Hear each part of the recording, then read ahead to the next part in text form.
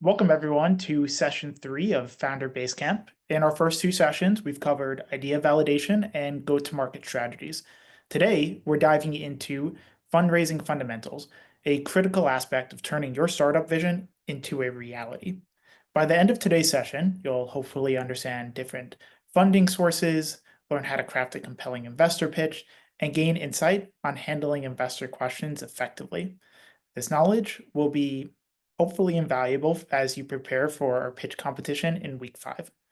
I'm thrilled to introduce 2 exceptional speakers who bring deep expertise in startup funding. First, we have Greg Gambatto, the co-founder and CEO of OnlyDust. OnlyDust is your go-to platform for connecting open source contributors, maintainers, and crypto foundations. So Greg has extensive experience in ecosystem and company growth and has successfully navigated the fundraising landscape to build OnlyDust. Our second speaker, who will be joining us shortly, is Kun, who is the founder of the Stanford Blockchain Accelerator, which has helped incubate numerous Stanford crypto startups. Kun is also the founding partner of the Blockchain Builders Fund, and his experience working with early stage founders make him extremely qualified to guide you through the fundraising process.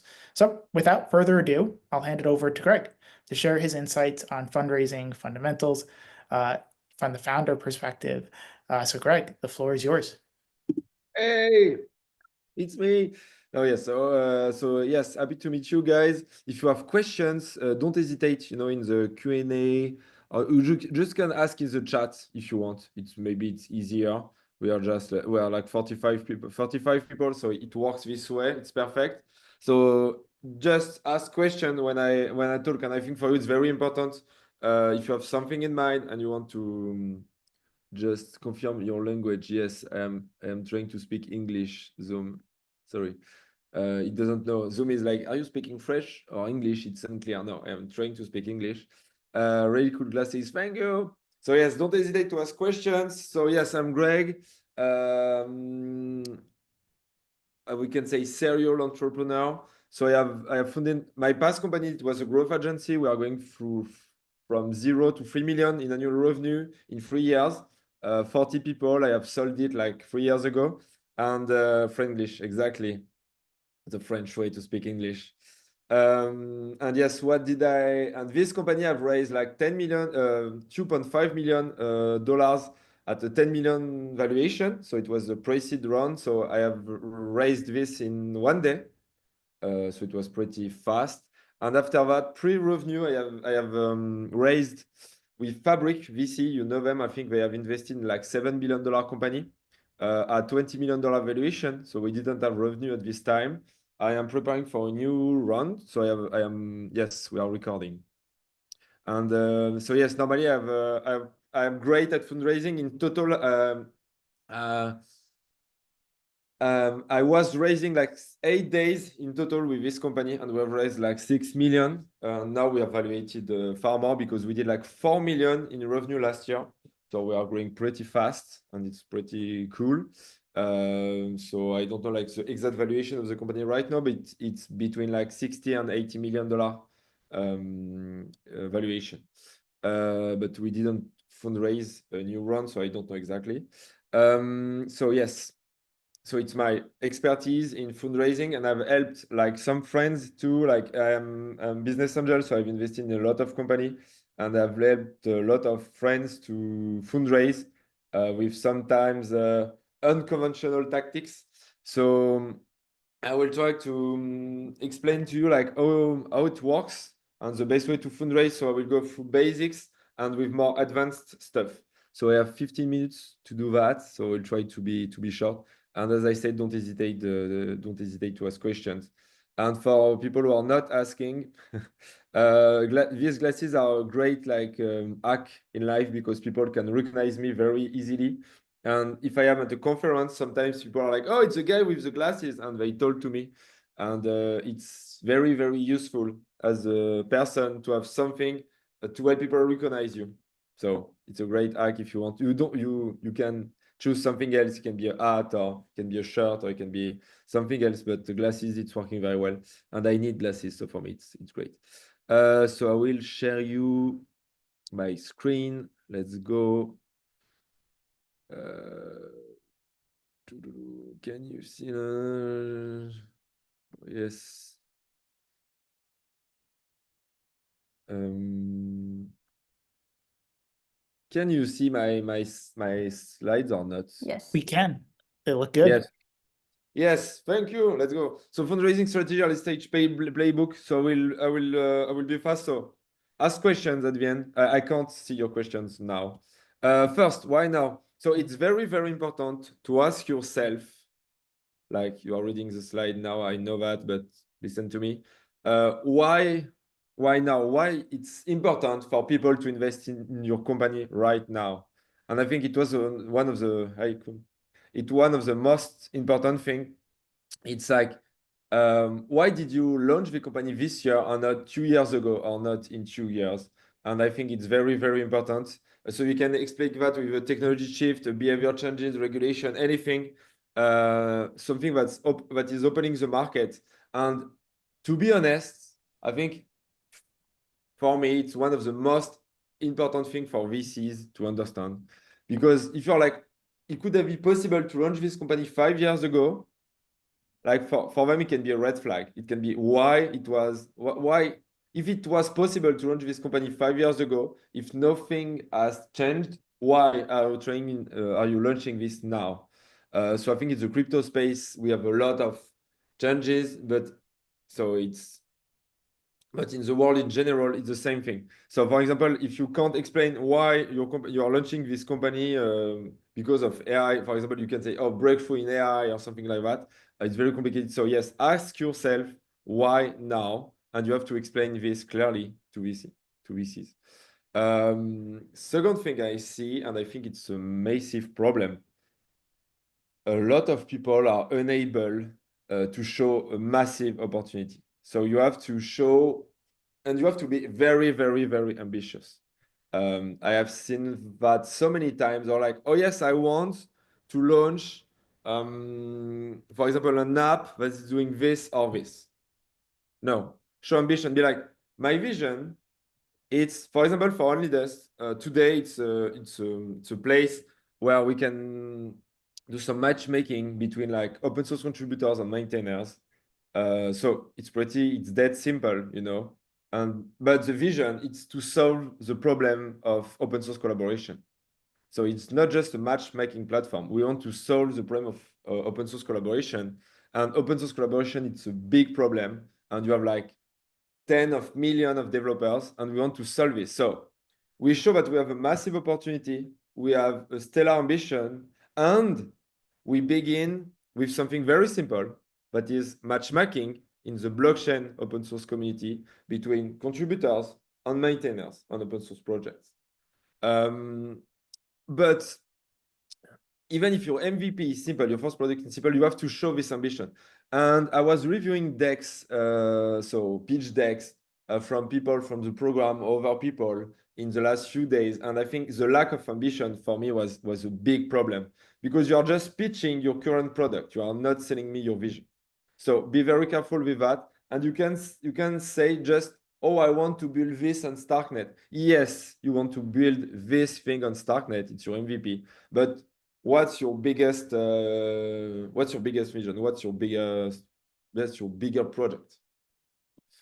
Something else. I think it's very important to try to create early momentum. I have seen when I look at your deck, when I'm talking with you as a VC, as an investor, I think it's very important to see that you have momentum. So you have growth, you have like great figures. If you don't have traction or sign up or great early adopter or pilot partners or partnership to announce anything, if I can't feel this growth, if I can feel this momentum, you have already lost. So you have to create this momentum. And I am not telling you that you have to fake this momentum, but you have to work very hard to create this momentum. For example, when we were raising, like, so 2 years ago, we were pre-revenue with Fabric VC.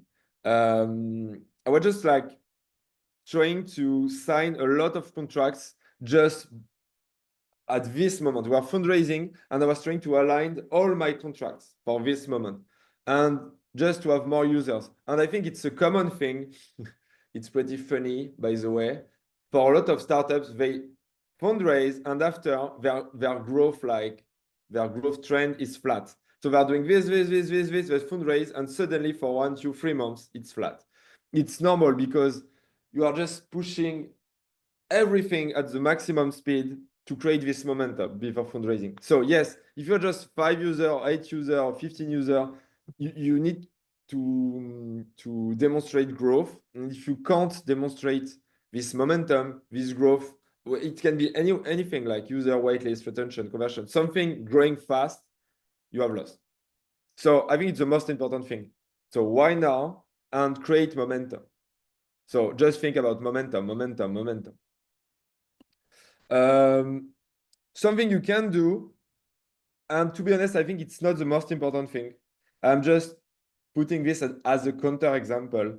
Don't focus too much on what we have built so far. So you can say what we have built, but for a lot of people, it's like, oh, the most important thing is this, what we have built, Like you are like, yes, visual of the product and a demo and everything. But to be honest, people get excited before this slide and before your demo. If you need to show what you have built, for me, it's a bad sign.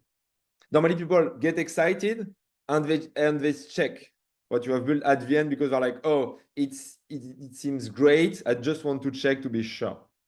For example, when I was raising my pre-seed round, so $10 million valuation, my VC, they just checked my product. So it was a pre-seed round. It's not a Series A or Series A or Series B, but so it's not a big round, it's not a late stage round, but they are just checking during the due diligence. So the period when people are just looking at what you are building and checking like everything in the company.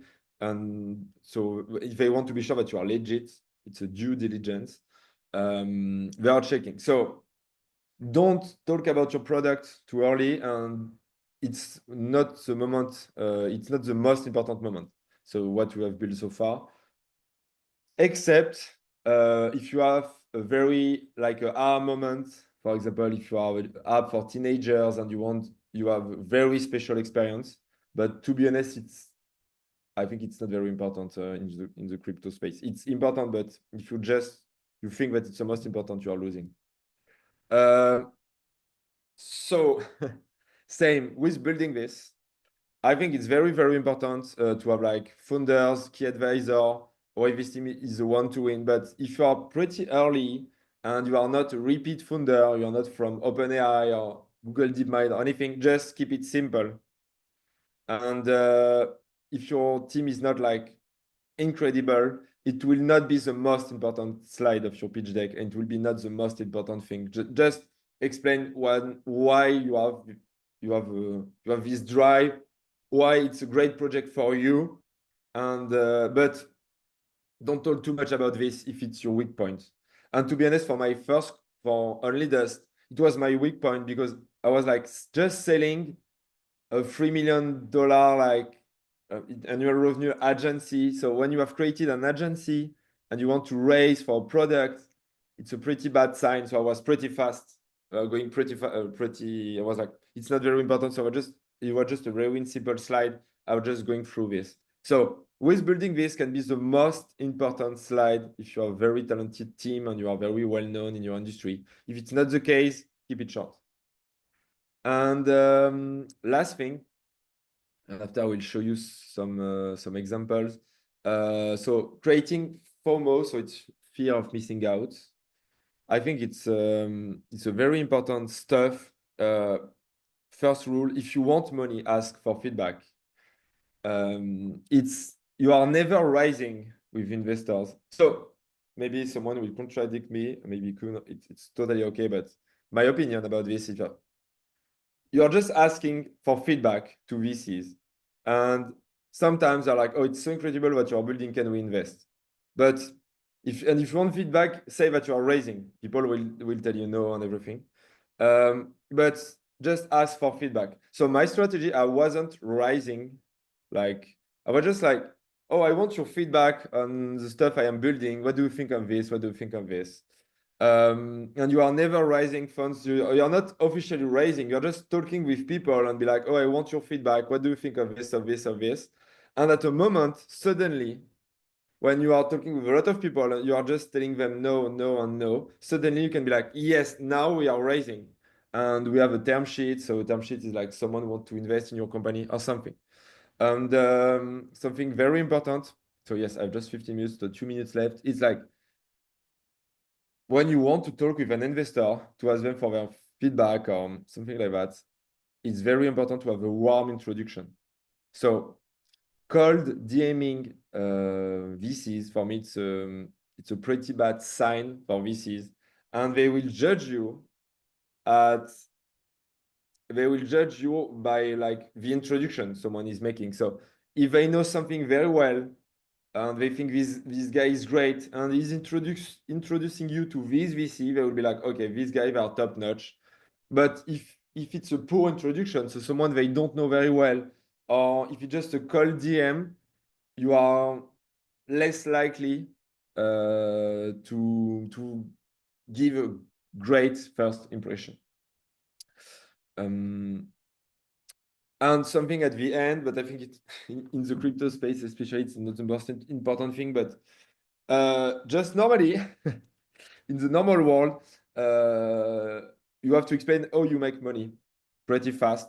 Just not a lot of things, but well, yes, we have a clear path to revenue. Yes, just but in the crypto space, it's less important, but keep this in mind. And maybe it will be more and more and more important in the coming years for crypto. Other things I want to show you. Something I think it's great. I don't know if you know them. It's a small VC, but they are in like they are not crypto focused, but I think it's great. It's an AI partner from Mighty Capital, and people told me that it's pretty effective. And you can send them your deck, and it will give you feedback by email. So it's pretty good if you want to test your pitch deck with AI. So for first impression, I think it's pretty great to try this. You can see my screen with Mighty Capital and everything. We can see your screen, and I don't know Oh. if you're aware of this, but for this Founders Basecamp, we actually created free Telegram bots Oh, I didn't know. you Sorry. can interact with and you can pitch to, and they will give you similar kind of feedback. But for sure, make sure people should try this one too. Okay, Use all okay. of them, honestly. Get as much feedback as possible. Yeah. You can try this. Something else I want to show you. It's very, very simple and very basic, but a lot of people don't know that. It's like the pitch deck from like Sequoia Capital. It's just very obvious. Oh, like all the slides you need in your pitch deck. Same. It's pretty like pretty simple. It's very basic, but I love this one. A book I can recommend to you. It's very extreme. Like, don't apply everything to your startup, but it's a book from Ren Breslow. It's 1.5 hours. You can listen it in 1.5 hours. And it's about how to fundraise and create momentum. So I was talking about momentum. Like, how do you like ask for intro and like how do you ask for feedback and everything? And something I want to show you for like inspiration, it's like, like Calcom, I was talking about ambition earlier. And Calcom, it's a better way to schedule your meeting. So it doesn't seem to be incredible. But I think the way they are pitching their company to VCs is like, we are striped for time. So basically, we'll organize our vision, it's to organize the time of everyone. And if someone is telling that, you're like, oh, it's inspiring. It's not just, oh yes, we help you schedule your meeting. So I just want to show you that Calcom, it's an amazing company. When you just see what they are doing, it's pretty simple, but what they are selling is something bigger. They want to be striving for time. They want to be the way you deal with the most important thing you have in your life. It's your time, and they want to be the infrastructure for this. So it's pretty good. And last thing I want to show you, I think you know them, but it's a focus tree. I love them because it's a crypto company, but they are not branding them as a crypto company. It's more like here is a value proposition, and it's what we want to achieve. And I think as crypto company now, for some of you, it will be very important to try to explain to the end user why you are helping them, and not just farming like users and pay them with airdrops and everything. Maybe it's a great playbook for some of you. But for some of you, I think you need to look at focus tree if you don't know them. It's a great example, and I love them. And I had questions, and I think yes, are we recording? Are there any difference to note when freezing for Web3 versus Web3? To be honest, I had an amazing conversation about this with Kun, who is the next speaker. The difference between Web3 and Web2 when you fundraise. So I think it will be the perfect person to answer this question, because I was like, oh yes, I was ready to tell you like my explanation, but I think it's from Kun. So I will let him tell this, because he has a very clear framework and it's pretty brilliant. And we'll also have a nice little section for Q&A at the end as well, so we can just have a nice little discussion. So I'm sure Kun will have some opinions, you'll have some opinions, I'll have some opinions as well, so we can all have a nice little conversation there. Okay, nice. It's all for me. 15 minutes. Thank you. All good. Thank you, Greg. Thank you so much. Honestly, it's incredible insight into the fundraising process, especially from your perspective. I really liked your point on FOMO, so I'll just quickly double click on that. VCs, or at least good VCs, they get so many pitch decks. And as a founder, you'll need to cut through the noise. The best way to do that is just by creating this FOMO and actually shifting the equation to get VCs excited and pushing to meet you. So anyway, let's shift a little bit, getting onto the investor side as well. Kun will be up next to share just a little bit of his expertise on what investors look for and how to position your startup for a successful fundraise. So Kun, please take it away. Awesome. Thank you, Dylan, and thank you, Greg. Glad to be here today. Sorry, one sec, Greg. You're still sharing your screen, I think. Oh, perfect. Nice. All right, Kun, sorry, I'll kick you off. I didn't want it. No problem. Yeah, great to be here today. So I have how long, like 15 minutes or? Yeah, take your time. 15, 20 minutes. Excited just to learn a little bit more about how we can think about fundraising. Sure, sounds good. Yeah, very interesting topic. So I'm gonna share a deck I prepared from high level, explain like all the kind of the different stages of fundraising and also different capital you can raise from, and then we can dive into more Q&A session. That being said, I'm going to share my screen. Let me know if you can see my screen being shared. Can you guys see my screen? It's loading. Yes. Yep. Awesome. So it's sharing. Okay, cool. Cool. So you can see on the screen. So starting a company is a lot of risks. Because you have big assumption, you try to validate that assumption, a hypothesis that you have. So and along the way, you're de-risking your hypothesis or proving your hypothesis, de-risking your ventures. So there's a lot of risks, right? For instance, here you can categorize like 4 different types of risks, potentially more. One's the founder risk. For instance, if you are the right founder or the right team building the particular venture or particular product, and then can you hire the right talents, etc., etc. And also there's a technology risk. What if does your tech work? And also is there any other tech like being developed at the same time, etc. And then there's also market risk. What about the timing of the market? Is there a right time to build it, or is there like if you build it, can you be the winner in the market? And then there's also go-to-market risk. If you actually have the skill set to be able to grab the market, to develop, to grow your company, have the customers and users, etc., etc. So as you see, there's a lot of risks. So what are you doing is trying to fundraise and hire as a CEO. Some of the major kind of type of role or work you would do is hiring, raising, and finding the direction of the company. So that being said, moving on. So there's different stages. This is kind of roughly the categories and the venture stages. And also the valuation here is like obviously very fluctuating depending on the market conditions. So it's not a good I mean it's kind of a broad number. As you see, here's a different round, and also just take as kind of a very broad range.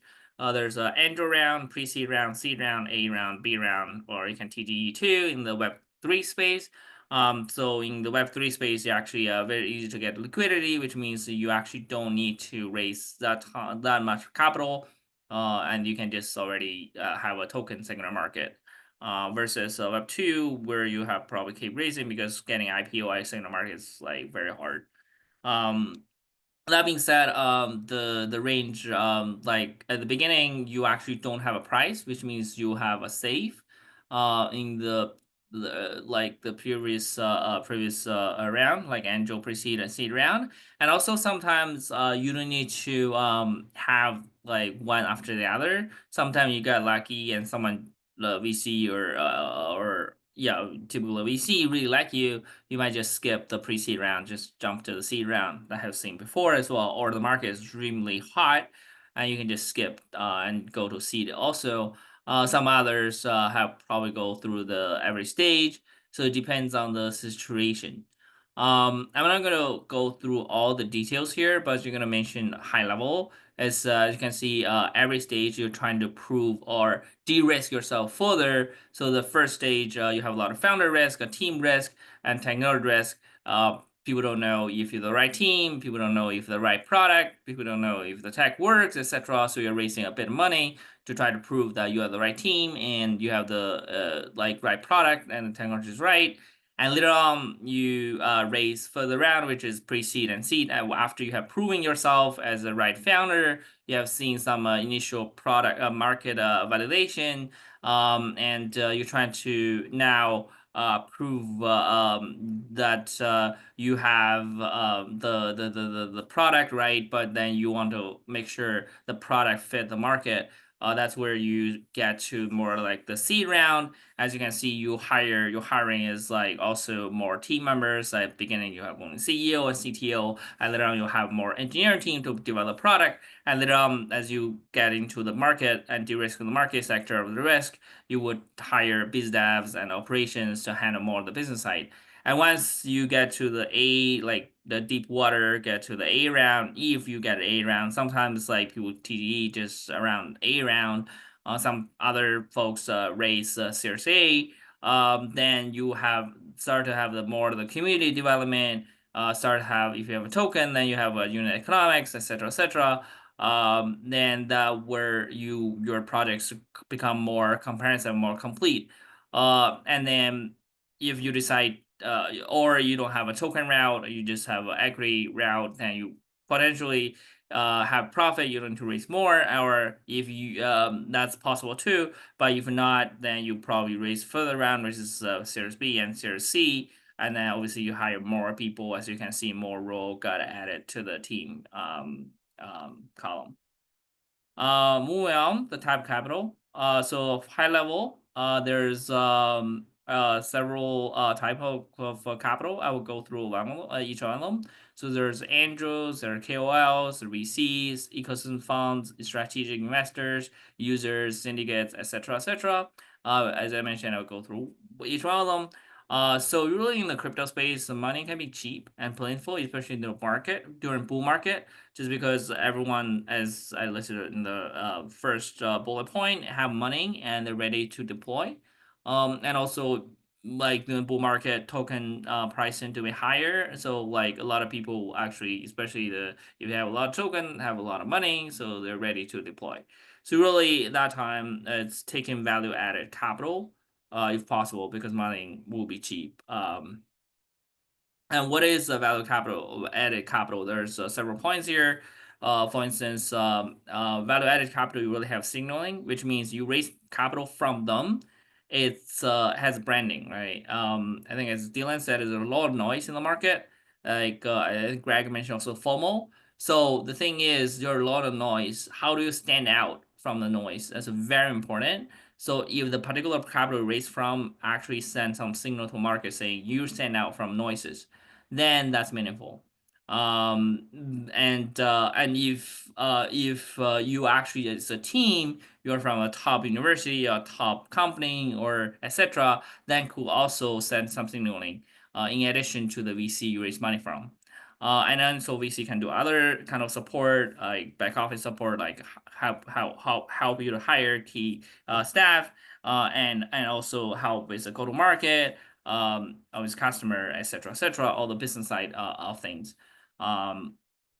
And sometimes, especially if you're able to formal or like a hot like position in terms of more money want to invest in you than you need, then you can also ask for a reverse pitch and reference check to see if that particular capital is value-added capital, is going to be able to give signal to the market and also actually do the support they promise, like hiring support, go-to-market support, partner support, etc.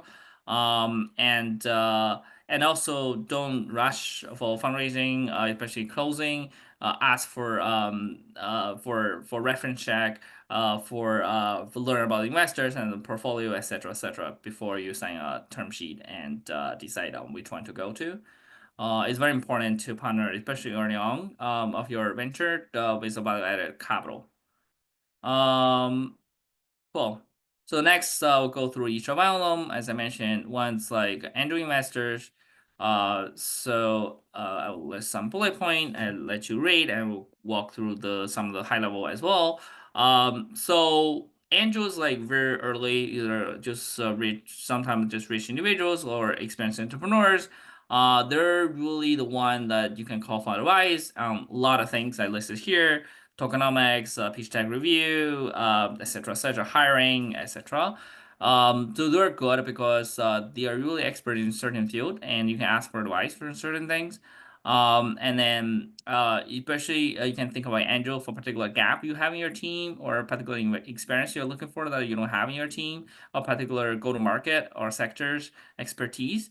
And sometimes the mistake here for choosing angels is they are not necessarily like institutional investors. They don't have a lot of money.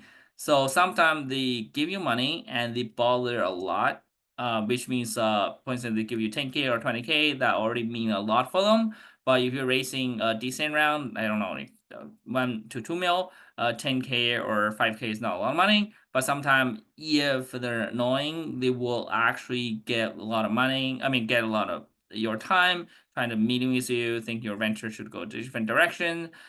So it's actually good to do some potential check and see other teams that the angel investor like give money to make sure it's not very controlling the type of angel you have. Yeah, that's pretty much the angel investors. And KOLs is also actually interesting in the crypto space. Just as I mentioned, there's a lot of money in the space during bull market. A lot of these KOL actually have a lot of influence. And you can be two types of angels. You have strategic angels and retail angels. And strategic angels and usually are thought leaders. They're influential. They're trusted by the community. For instance, Vitalik is a strategic angel. He has a lot of thoughts regarding the future of blockchain and Ethereum, and I do think he angels as well. And he, by receiving his money, actually send a lot of signaling. So KOL usually have a lot of signal as well to the market, so that people will trust you more. As I said, it's all about how to stand out from noise. And there's a lot of noise, particularly more during the bull market. How to stand out to make sure your signal, your signal, you're not noise, is very important. Yeah, and then retail KOL is just people like have large following and just show your product is also needed, but also probably better during later life cycle of your project, closer to TGE, as they can help you, as I mentioned, the stage. If you remember the table, as you get closer to Series A or later on of your stage of the venture, you'll probably need some more community members to potentially help you to like retail can help you to grow those community members. Venture capital. So here is here some no bullet point here is your team or project strong, then money is tend to be easier to get for venture capital. They're like formal type of institutional capital. The right VCs and the wrong VCs. So I mean, as I mentioned, there's some mistakes trying to or traps try to avoid here.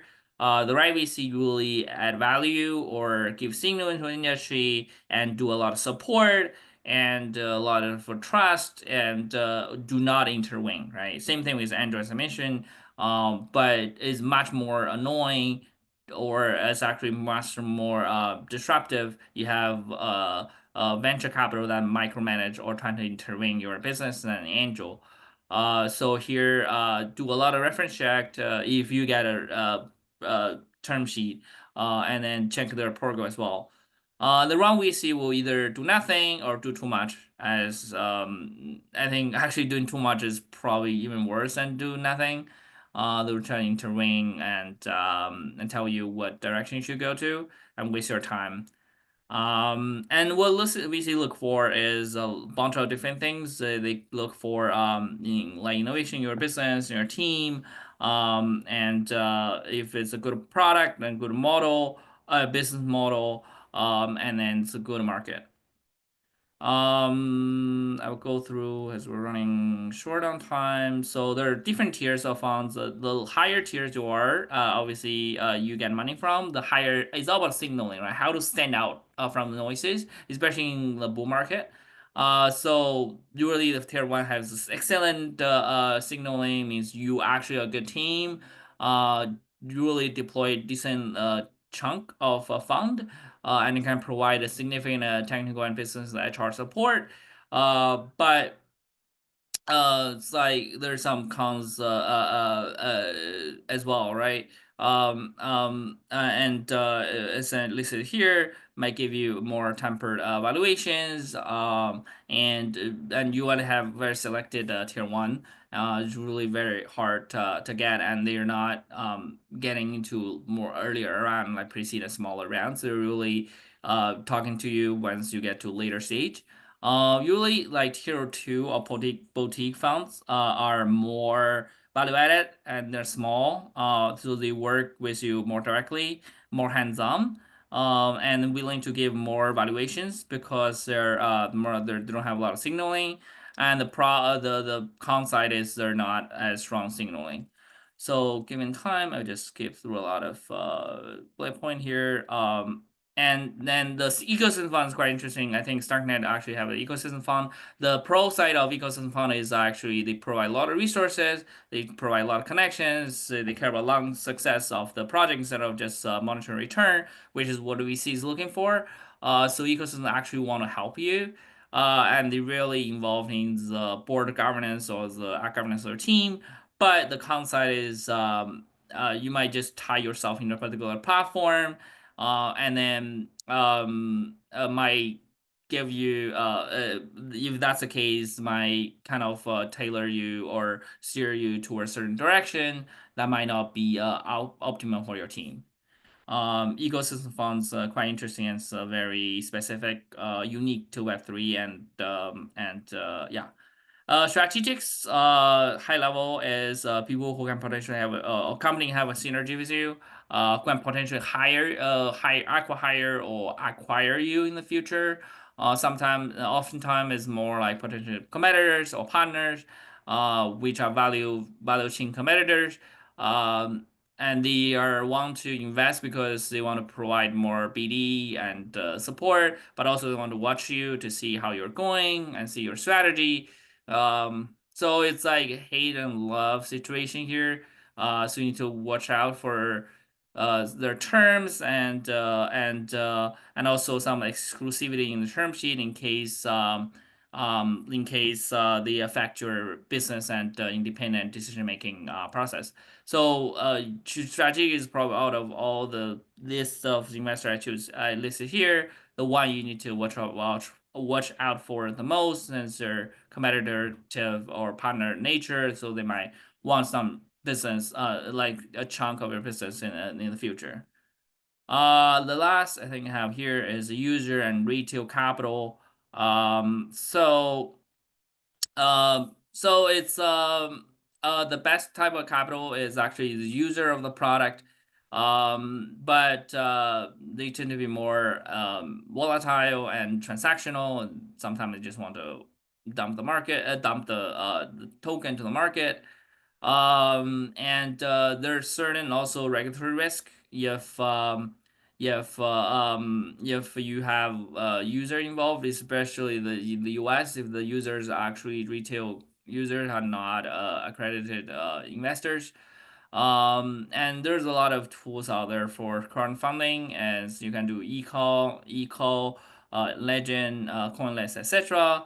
And usually it's advised to bring on later, I said, a later stage of your startup. You're trying to grow your community, and rather than earlier. Yeah, you can also users. That's where your tokenomics come into play, and you have some incentive structures. You can kind of incorporate to ensure you have the right and users and who are also actually user of your product, and bake that into your tokenomics. I think that's a good slide to stop and answer any questions as I go through all the different way of fundraising and different stages. Yeah. Amazing. Cool. Well, thank you, Kun, Greg, for your presentations. Let's open the floor for a few questions. For the audience, this is your opportunity to get advice on some of the fundraising challenges that you might have, or just clarify any aspects on the process that you're unsure about. So, Greg, Kun, and I, less me, more Greg and Kun, will be answering your questions. So really don't hold back. I have a question to kick us off. Kun, you were touching on this a little bit, but I do really want to go into how can you actually tell when a VC or investor is actually interested in your project, or they're just running through the motions?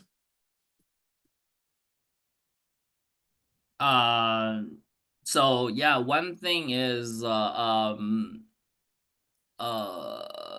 you can actually build some more long-term relationships with VCs. You can actually tell they don't particularly talk about your project, but also the broader vision. Really good VCs. Good VC doesn't mean it's tier 1 or tier 2, but I'm just saying good in general. They want to help you, and then they want to build a future with you. So the conversation really is not specific on a project, but rather like much less transactional. Is more like about the future, about you understand the tech, because the earlier stage you are, as I showed in the table, they're more investing in the team rather than the product, because there's no product, or like the product market fit, as there are no product market fit. So as you can tell, as a person, the chemistry like with your VCs, that they're not like when you talk to them, it's not very transactional. And I like to use example, fundraising sometimes is like a dating. Same for VCs and same for founders. The chemistry need to be right. And usually in dating, you can tell if the other party is like more transactional, is trying to look for something specific, or just genuine, just want to help out. I just want to get to know you a little bit better. Nice. Carlos just asked a pretty interesting question. I think it's a question, but how do you actually get in front of a specific fund? So Carlos asks, how do you ask for a warm intro or approach a specific fund? How do you even get that kickstarted? Yeah, so there are several ways. The first way, as I said, there are different type of capital. If you don't have any connection in the beginning, let's assume that's the case. Usually the easiest one is ecosystem fund or ecosystem. Get into a particular ecosystem and build some product, prove build some trust in the ecosystem, and your ecosystem are well connected into certain funds, and then have them to do warm intro, because VCs are, as again, the mental framework, mental model throughout, there is a lot of noise in the market. How do you stand out, right? You stand out by warm intro, you stand out by have good brand. If assuming you don't you start off as no connections on not good brand, then associate yourself with some good brand like ecosystem, like Starknet, etc. It's a good starting point. And also other things, go to conferences. So if you don't have, because people tend to ignore you if you don't. This is like virtually you can get reached out by a lot of people, so a lot of noise. But if you go to particular events like during big conferences like DevCon, East Denver, etc., you can meet people, particular meetup, etc. You can build actually in-person connection with certain people you want to meet, and then you can go broad in terms of meeting a lot of people. And some of the people will end up having, as I mentioned before, no transactional conversation. Want to get to know you better as a person, and then stay connected before, after. And then some of those people can help you to make a warm intro after. So if you don't have a brand or halo to start off, just trying to go to conferences, build connections, and then developing a particular ecosystem, build some trust there. Nice. Yeah, sometimes the best way is just putting yourself out there. Yeah, Greg, go ahead, please. Yes, and to add something, I think to this, it's very true. And just to add a small thing, for example, I was living in Grenoble, so in the south of France, and now I'm living in San Francisco, and I can see a major difference. It's easier to connect with people who have a lot of very interesting meetup with not a lot of people. And the problem with the crypto industry, I think it's like when you go to conference, you have a lot of people. So you have competing with a lot of very smart people, and all VCs, they don't have a lot of time. So you can manage your way to the top, but it's complicated. So I encourage, if you can do this, if you have a project, to move to a very bold city like New York or San Francisco, because it will help you to meet people, especially if you are beginning your career. And because it's a strong signal. If you are in this kind of city and you are young and you are launching your company, people are like, okay, if this guy is here, there is a reason. So maybe I should talk to him. So if you can do this, try to go to New York or to San Francisco. I think it's very important to try to live here. And if you are really ambitious, you have to do this. I think it's one of my biggest regrets as a French person. I was like, oh, Paris, it's great. Paris, it's not great. If you compare this with New York and San Francisco, it's a 10x, 100x difference. So if you're not an US person, you need to move to the big cities. Well, and I think Greg, you're giving... Yes. Oh, sorry. I was just saying, you're giving me a lot of ammo for my New York, #1 city in the world, to use against Henri and some of the other Europeans here in the Starknet Foundation.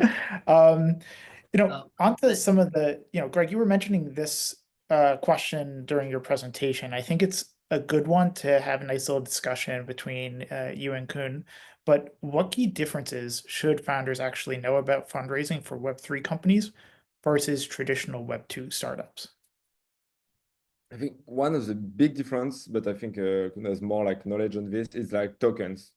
And I think it's a big mistake. And Kun told me so, and I think he's right, 100% right. It's to be between Web2 and Web3. To try to have this sort of mix up. So you need to have a Web3 strategy, and I think Kun was explaining to you like the Web3 strategy, like with influencer, like token, all the valuation and everything. And you have the Web2 strategy, or you need to have revenue, basically. And you don't talk about token, you don't talk about TGE, and it's not even the same kind of investor. In some kind, it can be both, but it's very rare. It's very unlikely. So yes, I think yes, one side you have tokens, TGE, and you have to build your momentum and everything around this TGE. And on the other side, on the other hand, you have like you need to have revenue and customers. And so yes, it's not the same game, it's not the same VCs, and they are not looking for the same metrics. Yeah, pretty much aligned with agree with what Greg said.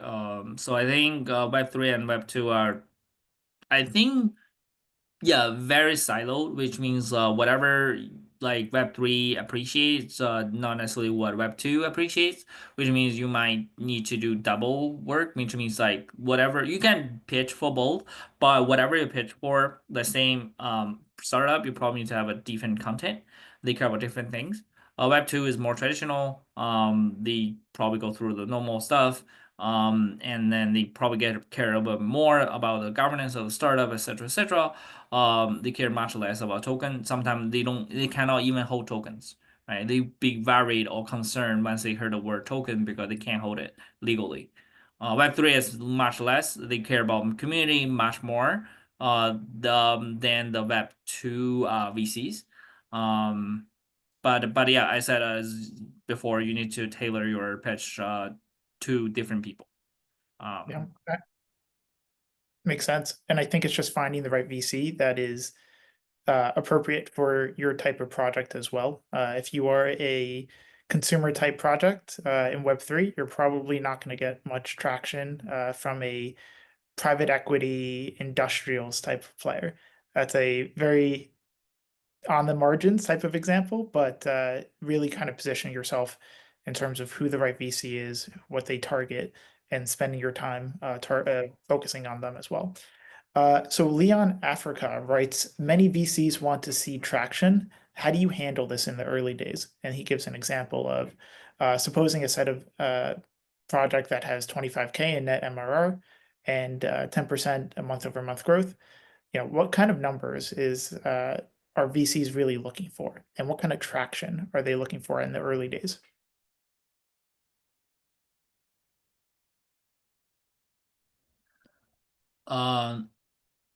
Yeah, I can take the first shot on this one, and Greg can on. So I think what VC looking for in general is trust, right? It's a Boolean, which means 0 to 1, whether it's investing you or not investing you. But for that to pass from 0 to 1, they need to have sufficient trust, which means most likely they have to see you multiple times. It's very hard for them to invest in you when they see you first time. And the different way to help you to boost that trust from 0 to 1 means like they invest in you. Mainly there are two things like team and traction. Team is like sometimes you have some halo, means like you're from top university or top company, etc., etc., or you're affiliated with a particular ecosystem or particular accelerator, etc. Or you go to conferences and you meet the VC in person, and you can build a trust that way. And traction is somewhat subjective, especially in the Web3 space. So what the VC care about is they consistently see you, and they consistently see that you're working towards a certain goal, and they consistently see you have more and more traction on users. Then that means more trust, right? You are actually a legit founder working on the things that you said you were working on, because they don't know you, right? And it's always about how to stand out from noise, and how to make yourself a signal from noise. So they want to constantly see you, they want to track you before, like they saw you half a year ago and they saw you now, and they will compare benchmark, right? Half a year ago you have certain traction, now you have a certain other traction, and they will say, that difference is not meaningful, right? Or that meaning that difference is huge because you didn't raise much money and you're able to have that kind of growth, which I can project, a year later you'll be much more meaningful, and I'll give you more capital after we see money, you'll be much more meaningful. So people will do that. It's all about trust behind the scene. And I would say particular number of traction might not be meaningful and might be very subjective depending on the particular person or VC you talk to. Amazing. Something you can have in mind, so it's just like YC, Y Combinator, they are waiting when you are in YC, they are waiting for a 20% monthly growth. So yes, I think just to give you a rough idea, and I think it's exactly, but this is looking for learning curve to see you make progress, and exactly what Kun said. But to give you a rough idea, like in Web2 world, a 20% monthly growth at the beginning, it's the most important thing you can achieve. So if you have like 5 or 10%, people will be like, oh, it's not enough. But as it depends of your learning curve too. Because if they see you like 3 months after, they prefer to have a video of you than like just a picture. And it's what like Kun was saying, and it's a way for you to create trust. It's like if they see you like every quarter and you are making amazing progress, they're like, okay, they will trust you. So I think it's, so yes, just be like, okay, this guy, they want to share a video, not a picture. And a trap I've seen so many times, if people, they talk to a VC and they don't update them, like and suddenly they're like, hey, we were raising, but they need to see your progress. So maybe it's great to talk with them, like even 15 minutes, just a small email every quarter or every month, like to show them like your progress. And if you're not proud of your email, or you're like, oh, I have done nothing, you just need to execute better. So it's a great, I think I am sending to my investors, like, and some friends, a quarterly review, investor like report. And I think it's great because each time I'm writing this newsletter, I know if I am proud of my success and my learnings and my speed of the last quarter. And sometimes I'm not. I'm like, okay, I need to push harder. And it's one of the reasons I'm here in San Francisco. It's to push harder. So just yes, to add some things to what Kun said. Sorry. Amazing. Well, thank you everyone in the audience for your thoughtful questions. I know there's a lot, but we can't hit every single one on this call. Before we wrap up with some admin info for next sessions, I would like to just pass it back to Kun and Greg. Where can we find you and how can we follow some of what you're doing going forward? If you want to find me, I am on X and on LinkedIn if you have questions. Just you were saying I am active on LinkedIn, so just don't hesitate if you have questions. Awesome.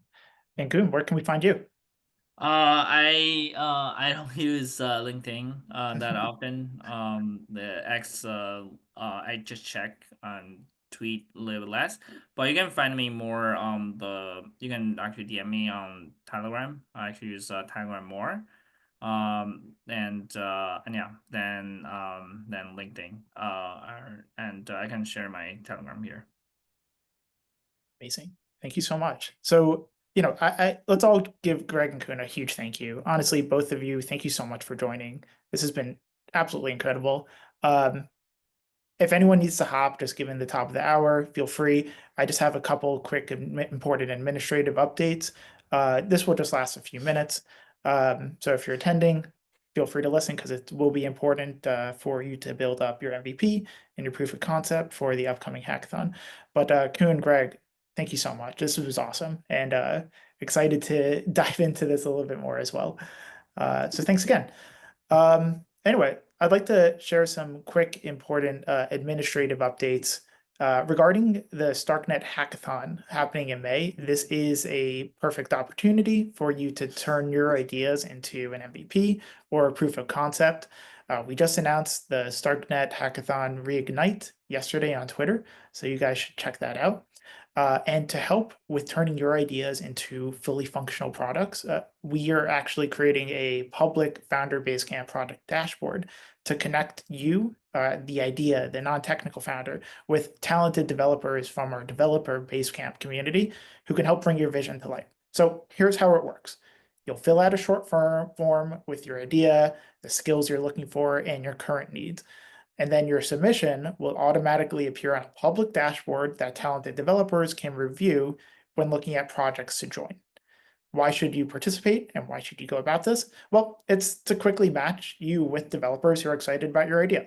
And you can easily share your vision and find technical talent to accelerate your product's growth, and then increase your visibility within the StarkNet ecosystem to just attract more collaboration opportunities. So we'll be sending around this form in the Founder Basecamp Telegram group. So just feel free, keep an eye out on it. And then, finally, the last slide that I have, second to last, sorry. Homework for this week. Again, it's completely optional, but the homework will be used for the upcoming pitch day in week 5. So the homework for this week is creating a 4-slide mini deck that covers 1, problem and solution, Clearly define your problem and how your solution addresses it. 2, why now? Explain what market trends make this the right time for your startup. 3, the market opportunity, aka define the market size and your ideal customers. And then finally, the go-to-market strategy. So how you will acquire your first consumers and your initial growth strategy.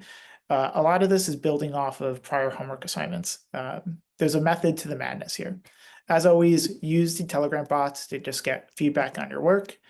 And then looking ahead to session 4, we'll focus on crafting and perfecting your presentation. This session will hopefully be valuable as you prepare for the pitch competition. So I do strongly encourage anyone that's interested in the pitch competition to join. We'll cover storytelling techniques, effective use of visuals, and practical tips to delivering a confident pitch. Thank you, everyone, for joining session 3, and I'll see you next week.